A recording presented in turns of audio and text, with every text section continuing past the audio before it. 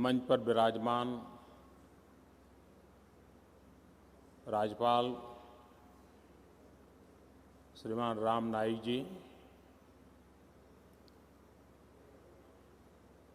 केंद्र सरकार में मेरे साथी मंत्री श्रीमान गंगवार जी, उपस्थित सभी वरिष्ठ महानुभाव,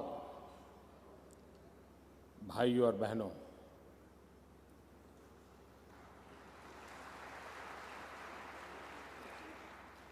ये सिक्योरिटी वालों ने जो सारे पर्दे बंद कर दिए बगल में, थोड़ा थोड़ा खोल दो।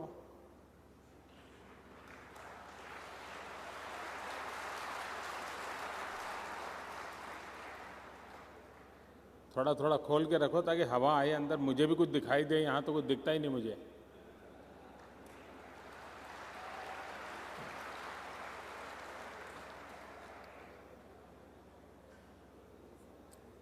ये पीछे भी जो सिक्योरिटी वाले हैं, जरा खोल दीजिए पर्दे।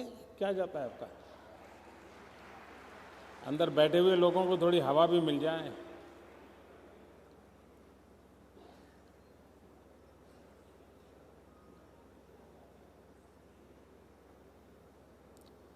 उनको जरा टेंशन रहता है ना सिक्योरिटी का।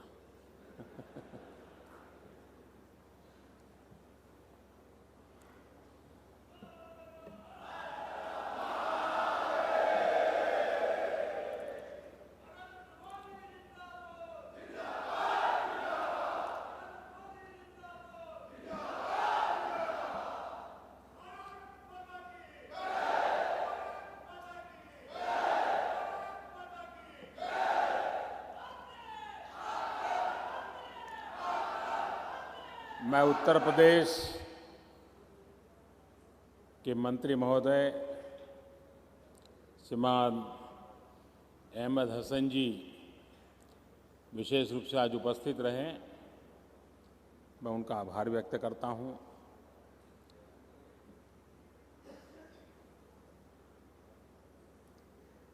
मैं आज यहाँ अपनों के बीच आया हूं।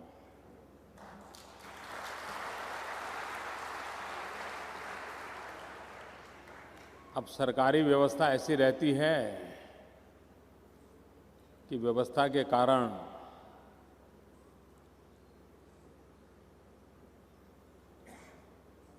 लगता है कि हम कोई मंच पर बैठने वाले व्यक्ति हैं और आप लोग उधर बैठने वाले व्यक्ति हो।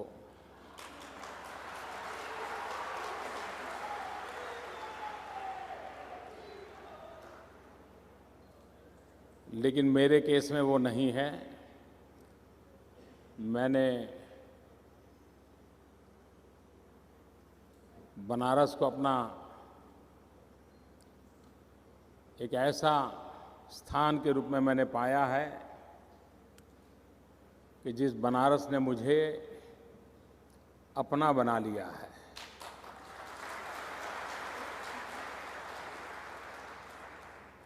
और एक प्रकार से अपनों के बीच में आने का एक आनंद अलग होता है। कुछ समय पूर्व मैंने आना तय किया था, लेकिन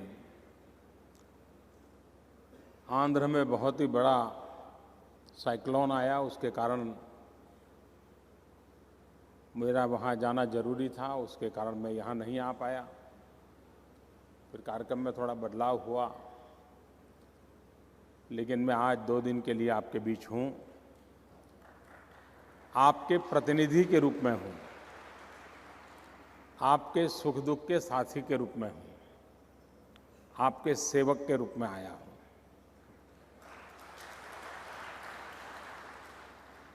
हमारे देश में कृषि क्षेत्र के बाद सबसे अधिक रोजगार देने वाला अगर कोई क्षेत्र है तो वो टेक्सटाइल है।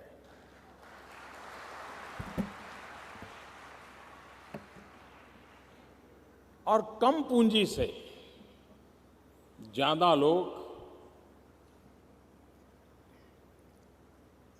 अपनी आजीविका चला सकते हैं। ये ऐसा क्षेत्र है कि जिसमें मजदूर और मालिक के बीच में खाई संभव ही नहीं है, दीवार संभव ही नहीं है, ऐसा क्षेत्र है। खेती में भी कभी किसान अगर मालिक है और मजदूर काम करता है तो खाई नजर आती है।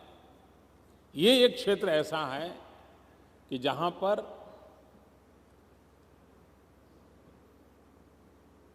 हैंडलूम हो, पावरलूम हो, उसका मालिक हो, उसके काम करने वाले और कोई बाहर के लोग हो, लेकिन पूरा माहौल एक परिवार जैसा होता है। न कोई जाति बीच में होती है, न कोई संप्रदाय होता है, एक अपनेपन का माहौल होता है। और जैसे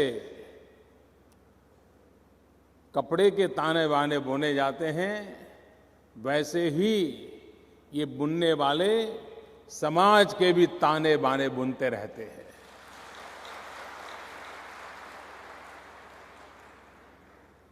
ये गंगा जमनी तहजीब की बात हो रही है ना, वो यही सामाजिक ताना बाना है जो हमें हर हथकरघे से, हर पावरलूम के साथ जुड़ा हुआ नजर आता है। और ये भारत की भी विरासत है, बनारस की विशेष विरासत है। लेकिन अगर समय रहते इन क्षेत्रों में अगर बदलाव नहीं आता है, इन क्षेत्रों में विकास नहीं होता है, तो आप काल बाह्य हो जाते हैं। ये क्षेत्र ऐसे हैं कि जिसमें एक तो कस्टमर को संतोष देना होता है। अब कस्टमर के पास आधुनिक युग में रोज नई वैरायटी आती है, वो पुरानी वैरायटी पे जाना नहीं चाहता, उसे नई वैरायटी चाहिए, नई प्रोडक्ट चाहिए, नई डिजाइन चाहिए, नया फैब्रिक चाहिए, नया फिनिशिंग चाहिए, नया पैकेजिंग चाहिए, नया कलर चाहिए।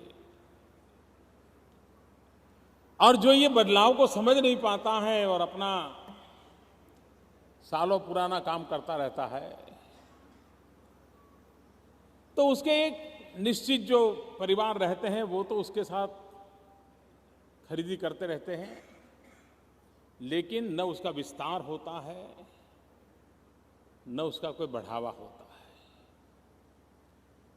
और इसलिए अगर भारत में ये एक उद्योग ऐसा है जो सर्वाधिक लोगों को रोजगार देता है, गरीब लोगों को रोजगार देता है, हमारे जुलाहे परिवार को रोजगार देता है, और समाज के सब वर्ग के लोग इसमें जुड़े हुए होते हैं,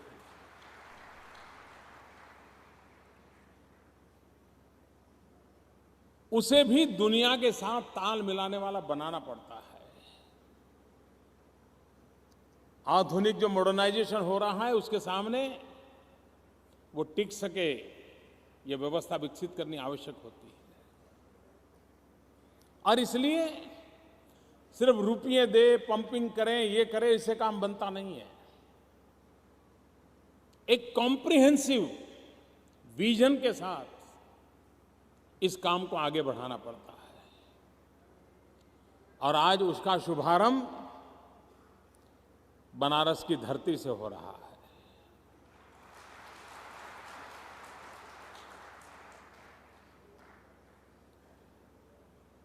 सिर्फ रुपये पैसों से कोई बैंक लोन ले दे, इसी से काम चल जाएगा, ऐसा नहीं है। और इसलिए ये आवश्यक है कि उसकी हर छोटे विषय को कैसे डेवलप किया जाए। आज समय कह सकता है, कुछ लोग प्रयोग भी कर रहे हैं कि कंप्यूटर डिजाइनिंग के द्वारा विविंग का काम आसानी से किया जा सकता है, स्पीड भी बढ़ाई जा सकती है और वेस्टेज कम से कम हो, ये संभावना बनी है। हम उस दिशा में कैसे आगे बढ़े, टेक्नोलॉजी अपग्रेडेशन कैसे करें। उसी प्रकार से ह्यूमन रिसोर्स डेवलपमेंट,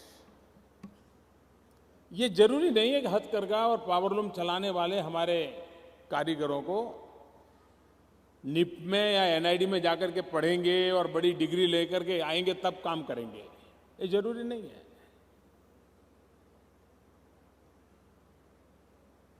ये ज्ञान उनको आसानी से उनके यहां भी दिया जा सकता है, उनके स्थान पर दिया जा सकता है।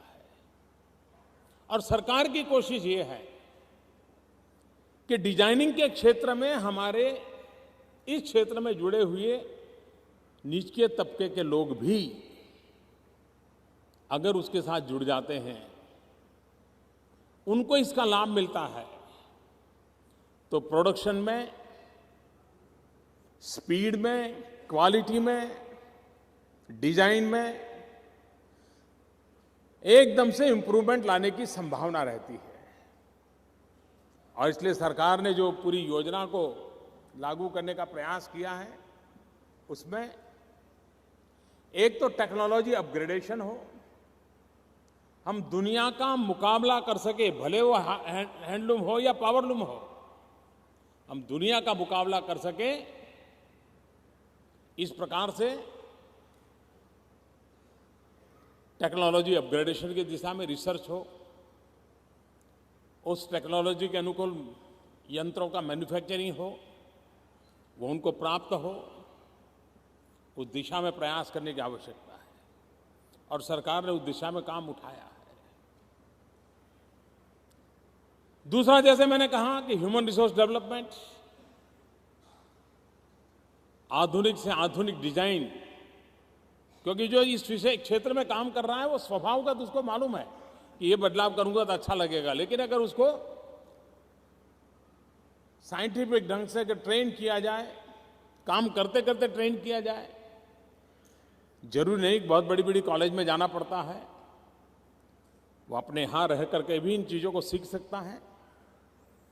उस काम को हम आगे बढ़ाना चाहते हैं। तीसरी बात है हमारी नई पीढ़ी। हमारी नई पीढ़ी इस क्षेत्र में मजबूरी के कारण नहीं, गौरव के साथ कैसे जुड़े, इस विषय में हमने गंभीरता से सोचना चाहिए। अब ये तो संभव नहीं कि कोई पेट भूखा रख करके नई नई योजनाओं के जुड़ता रहेगा। उसकी इनकम के संबंध में एश्योर व्यवस्था होनी चाहिए, गारंटी होनी चाहिए। लेकिन हम ये समझे, आज पूरे हिंदुस्तान भर में कोई महिला ऐसी नहीं होगी, कोई महिला, गरीब से गरीब क्यों ना हो, अनपढ़ से अनपढ़ क्यों ना हो, जिसके कान में बनारसी साड़ी ये शब्द न पड़ा हो।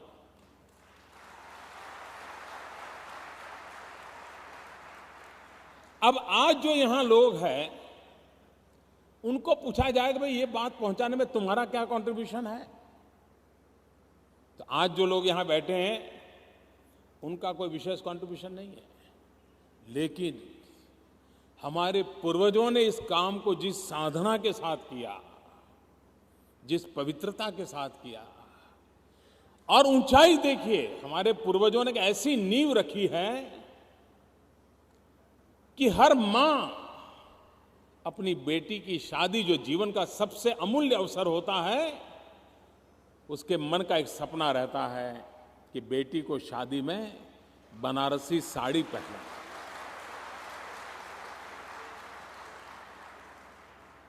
ये कितनी बड़ी विरासत हमारे पास है। न हमें कोई मार्केटिंग करने की जरूरत है, लोगों को मालूम है। आप कल्पना कर सकते हैं, भारत की 125 करोड़ जनसंख्या है।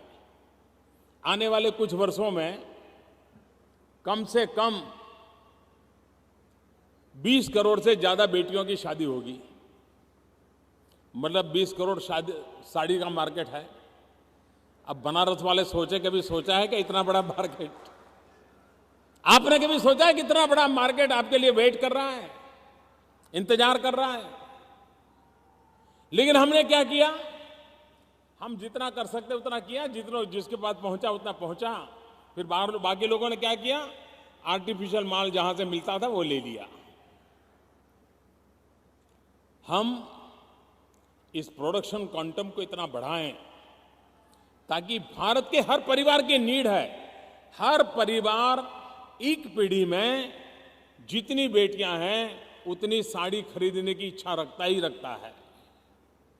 यानी आपका मार्केट एश्योर्ड मार्केट है, और जिनका एश्योर्ड मार्केट हो उनका काम यही होता है कि उस कस्टमर को कैसे बनाए रखे, और बनाए रखने का तरीका होता है आपकी क्वालिटी, आपकी डिजाइन, आपकी सर्विस, आपका ये परंपराएं।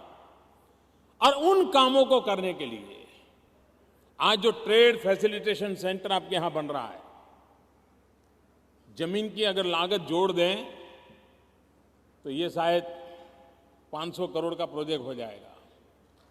लेकिन अगर जमीन की लागत मैं न गिनूं तो भी आज बनारस को 150 करोड़ रुपयों का एक बड़ा प्रोजेक्ट मिल रहा है।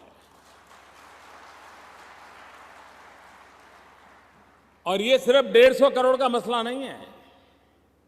जब ये पूरा सेंटर तैयार हो जाएगा, काशी में आने वाला कोई भी भारतीय या विदेशी टूरिस्ट ऐसा नहीं होगा जो यहां की मुलाकात नहीं लेगा।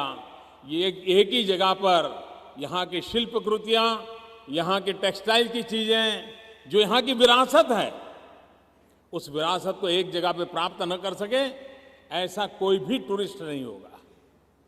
वो पूजा पाठ के लिए आया होगा तो भी आएगा, वो गंगा स्नान के लिए आया होगा तो भी आएगा, वो पुरातन शहर को देखने के लिए दुनिया के किसी कोने से आया है तो भी जाएगा। यानी आपको घर बैठे गंगा जैसा माहौल होने वाला है।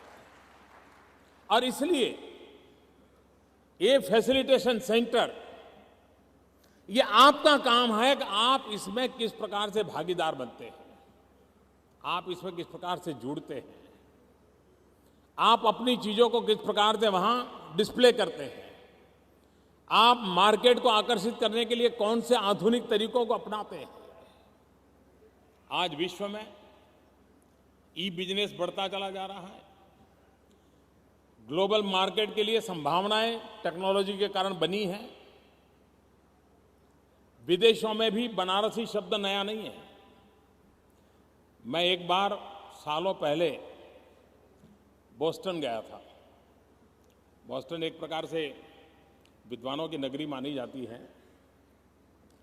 तो बोस्टन में मुझे दो चीज़ों का बड़ा आश्चर्य हुआ था। मुझे एक गली में ले गए दिखाने के लिए। बहुत चौड़ी नहीं थी, थोड़ी सी पतली गली थी, जो अमेरिका में जिस प्रकार का रहता है ऐसा नहीं, थोड़ी पतली गली थी। मुझे वहाँ ले गए और वहाँ के लोगों ने मुझे बताया कि ये जो पूरा मार्ग है इसे हमारे यहाँ बनारस स्ट्रीट के रूप में जाना जाता है।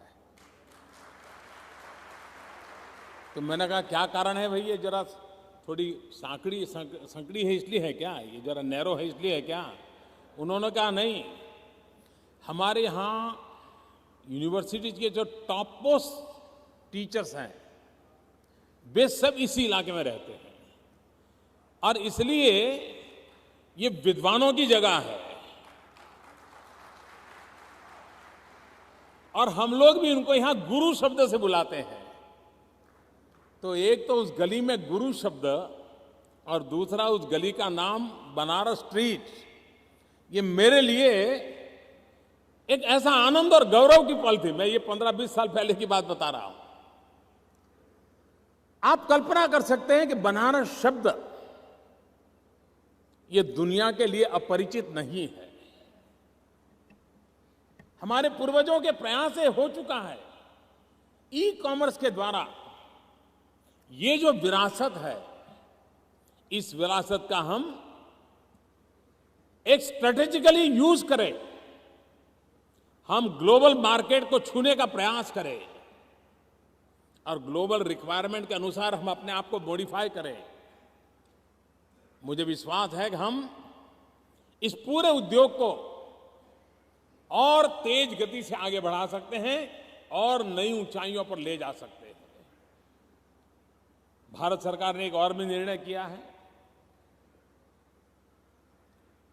कि ये बात सही है कि इस क्षेत्र में काम करने वालों को सरकार की मदद मिलना जरूरी है, आर्थिक सहाय आवश्यक है। और इसलिए हमने तय किया है कि जो प्रधानमंत्री जन धन योजना बनी है, बैंक में खाते खोले हैं, अब ये जो लाभार्थी होंगे इनको उनके खाते में डायरेक्ट पैसे जमा कराना तय किया है। इसलिए न कहीं रुकावट आएगी, कहीं लीकेज आएगा, न परेशानी होगी और न ही उस मदद को लेने के लिए आपको चक्कर काटना पड़ेगा। ये कैसे स्मूथ हो व्यवस्थाएं, सामान्य मानवी और गरीब से गरीब व्यक्ति उनको इसका लाभ कैसे मिले, उस पर हमारा ध्यान केंद्रित है। बनारस किसी एक शहर के पास इतनी सारी विरासत हो, ऐसा शायद दुनिया में कहीं नहीं होगा। कला हो, नृत्य हो, नाट्य हो, संगीत हो, शिल्प हो, मंदिर हो, पवित्रता हो, स्पिरिचुअलिटी हो, भाईचारा हो, क्या कुछ नहीं है आपके पास। ये ऐसी विरासत है, इसी विरासत को लेकर के हम एक आधुनिक गतिविधि वाला, आधुनिक सोच वाला और पुरातन नींव का गौरव करने वाला अपने बनारस का विकास कैसे करें। मेरे मन में बहुत सारी योजना है इस काम को करने के लिए। मैं बोलूंगा कम, क्योंकि लोगों को लगता है कि मोदी जी आज आएंगे तो ये घोषणा करेंगे, वो घोषणा करेंगे, ढिकना करेंगे, फलाना करेंगे। वो अपने आप ही सब कहते रहते हैं। मेरी जिम्मेवारी है कुछ करके दिखाना, और जैसे जैसे काम होता जाएगा मैं आपको बताता जाऊंगा। करने से पहले बड़ी बड़ी बातें नहीं करूंगा, और मुझे विश्वास है कि आप लोगों के साथ विचार विमर्श कर करके जो भी सुझाव आ रहे हैं उन सुझावों को लागू करने का मेरा पूरा प्रयास है। ये सेंटर थोड़ा काशी से थोड़ा बाहर बन रहा है। हमारी कोशिश ये थी कि शहर के पास ही ये बन जाए। उत्तर प्रदेश सरकार से हमने, उनकी अपनी एक ज़मीन थी वो मांगी थी, लेकिन वो हमें मिली नहीं और इसलिए हमें थोड़ा दूर आना पड़ा। लेकिन फिर भी ये विकास भी बनारस के विकास के अंदर एक बहुत बड़ी अहम भूमिका निभाएगा। पिछले हमने एक बड़ा महत्वपूर्ण निर्णय किया है। आपने सुना होगा, मैं चुनाव के समय एक बात करता था। सामान्य रूप से राजनेताओं का स्वभाव ये रहता है कि बातों को भुला देना और अगले चुनाव में नई बातें लेकर के आना, ये सामान्य रूप से स्वभाव रहता है। लेकिन मैं उस प्रकार की राजनीति में से पैदा नहीं हुआ हूं। मैं तो आपके प्यार के कारण आया हूं, और जो कुछ भी बना हूं मैं आपके प्यार के कारण बना हूं। लेकिन मेरे मन से लग रहा है हमेशा कि अगर हमें भारत को विकास करना है तो भारत का सिर्फ पश्चिमी छोर का विकास हो तो ये देश कभी विकास नहीं कर सकता है। भारत के पूर्वी छोर का भी विकास उतना ही आवश्यक है। एक हाथ मजबूत हो और दूसरा हाथ अपंग हो तो शरीर मजबूत नहीं माना जाता। हमारी भारत मां तब मजबूत होती है कि अगर उसका पश्चिमी छोर मजबूत है तो पूर्वी छोर भी मजबूत होना चाहिए। और उसमें चाहे हमारा पूर्वी उत्तर प्रदेश हो, चाहे हमारा झारखंड हो, चाहे बिहार हो, आसाम हो, नॉर्थ ईस्ट हो, उड़ीसा हो, ऐसे राज्य हैं कि जहां पर विकास की संभावनाओं को और तलाशना और प्रयास करना, ताकि पूरा देश समान रूप से आगे बढ़े। और इसलिए मैंने अपना ध्यान हिंदुस्तान के इस पूर्वी हिस्से पर केंद्रित किया है। पिछले हफ्ते हमने एक महत्वपूर्ण निर्णय लिया था। मैं नहीं जानता हूँ यहाँ के अखबारों में आया कि नहीं आया। उत्तर प्रदेश की, उसमें भी खास करके पूर्वी उत्तर प्रदेश की 16 जिलों की बैंकें बंद पड़ी है। आर्थिक संकट के कारण, कुछ घोटालों के कारण, कुछ राजनीतिक विकृतियों के कारण, और उसके कारण नुकसान सबसे ज्यादा मध्यम वर्ग के, निम्न वर्ग के छोटे व्यापारी, किसान, इनको हुआ है। इन बैंकों को जिंदा करना बहुत जरूरी था। और इन बैंकों में ताकत नहीं थी वो अपने आप जिंदा हो जाए, उनके लिए कोई मदद की आवश्यकता थी। तो पिछले सप्ताह भारत सरकार ने एक करीब 2375 करोड़ रुपया 2375 करोड़ रुपये का पैकेज देना तय किया है, घोषित किया है। और उसके तहत इस इलाके में 16 bank, Deoria, Bahraich, Siddharthnagar, Sultanpur, Jaunpur, Hardoi, Basti, Ballia, Azamgarh, Gorakhpur, Fatehpur, Sitapur, Varanasi, Allahabad, Ghazipur and Faizabad, ये बैंकें जीवित हो जाएगी। और इसके कारण यहाँ का सामान्य व्यापारी, गरीब व्यक्ति उन बैंकों के साथ अपना व्यवहार शुरू कर सकता है। ये काम जितना तेजी से जल्दी हो, और मेरा राज्य सरकार से आग्रह यही रहेगा कि अगर इन बैंकों को पैसे तो दिए हैं, लेकिन बैंकें तब बच पाएगी और सामान्य मानवी का भला तब होगा जब वहाँ पर राजनीति को थोड़ा बाहर रखा जाए। एक बार बैंक को जिंदा करके सामान्य मानवी का भला करने की दिशा में काम हो, और सभी दल के लोग उसमें होंगे। ऐसा नहीं कि कोई एक ही दल के लोग होंगे। बैंकों के कारोबार में सब दल के लोग होते हैं। सब मिलकर के राजनीति से ऊपर उठ करके इन बैंकों की तरफ ध्यान देंगे तो इस पूरे पूर्वी उत्तर प्रदेश, सबसे ज़्यादा जिले उसी पूर्वी उत्तर प्रदेश की बैंकें हैं। ये अगर इसके कारण रिवाइव हो जाती हैं तो यहाँ की आर्थिक गतिविधि में बहुत लाभ होगा। मैं आज और कल यहाँ हूँ, कई लोगों से मिलने वाला हूँ, बहुत सी बातें करने वाला हूँ, और मैं आपको इतना विश्वास दिलाता हूँ, आपने मुझ पर भरोसा किया है, आपने मुझे भरपूर प्यार दिया है। मैं आपका हूँ, आपके लिए हूँ, और मुझे ईश्वर ने जितनी क्षमता, बुद्धि, शक्ति दी है, पूरा उपयोग इस क्षेत्र के विकास के लिए, यहाँ के गरीबों की भलाई के लिए मैं करता रहूँगा। फिर एक बार मैं आपका बहुत बहुत आभारी हूँ। धन्यवाद।